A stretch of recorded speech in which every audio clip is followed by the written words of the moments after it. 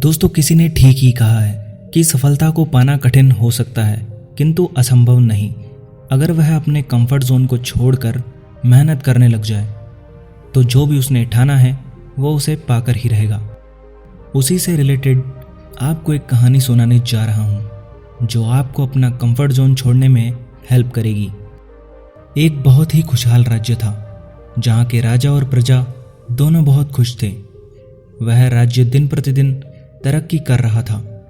कोई छोटा सा किसान हो या बड़ा सा व्यापारी, सभी अपने कामकाज में मस्त थे। उस खुशहाल राज्य के राजा को बाज पक्षियों को पालने का बहुत शौक था।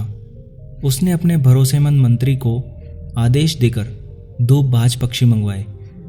आदेश पाकर मंत्री पड़ोस के दूसरे राज्य में गया और वहां से 2 बहुत ही खूबसूरत बाज पक्षियों को खरीदकर पिंजरे में ले आया। दोनों बाज पक्षियों को पाकर राजा बहुत खुश हुआ और दोनों को पिंजरे से बाहर निकाला, जिसमें से एक बाज ने ऊंची उड़ान भरी क्योंकि बाज अपनी ऊंची उड़ान के लिए जाना जाता है, और वहीं दूसरा बाज पास ही के एक पेड़ की डाल पर बैठ गया। अगले दिन फिर उन 2 बाज में से एक ने बहुत ऊंची उड़ान ली और पुनः राजा के महल में आ गया, किंतु दूसरा बाज अपने स्थान से टस से मस ना हुआ। तीसरे दिन भी ऐसा ही हुआ कि पहला बाज ऊंची उड़ान भरकर आया किंतु दूसरा फिर से अपने स्थान से नहीं हिला। राजा ने परेशान होकर अपने मंत्री को फिर से आदेश दिया कि जाओ किसी वैद्य या पक्षी विशेषज्ञ को लेकर आओ। आदेश पाकर मंत्री अपने राज्य और पड़ोसी राज्य से बहुत सारे जानकार व्यक्तियों को लेकर आया। सभी ने अपनी तरफ से पूरी कोशिश की। कोई जंतर मंतर करता तो कोई झाड़ फूंक, किंतु कोई भी उस बाज पक्षी को उड़ाने में सफल नहीं हुआ। अब राजा बहुत ही परेशान रहने लगा।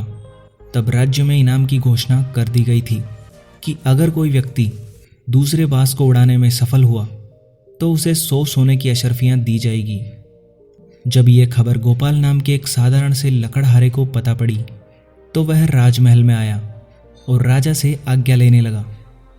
राजा ने संशय भरी नजरों से देखा और उस लकड़हारे को आदेश दिया। अब गोपाल अपने काम पर लग गया। थोड़ी ही देर बाद राजा क्या देखता है कि वह दूसरा बाज बहुत ही ऊंची उड़ान भरने लगा है, पहले वाले बाज से भी कहीं ऊंची। राजा बहुत आश्चर्यचकित हुआ कि बड़े बड़े विद्वान जो ना कर सके वह काम इस साधारण से दिखने वाले लकड़हारे ने कैसे कर दिया। जब राजा ने उस लकड़हारे से पूछा कि तुमने ये किया कैसे, तब गोपाल ने अपने चेहरे पर एक मुस्कान लाते हुए कहा कि हे राजन, ये तो बहुत ही सीधा काम था।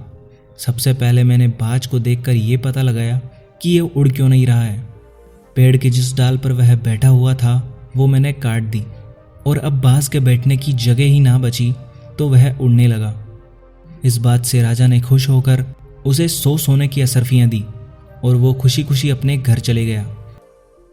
दोस्तों, इस कहानी का सीधा सा मतलब ये था कि एक बाज जो अपनी ऊंची उड़ान भरने के लिए जाना जाता है किंतु पेड़ की एक डाल के मोह के कारण वह उड़ नहीं पा रहा था। और ठीक वैसे ही हमारी जिंदगी भी कुछ इसी तरह की है।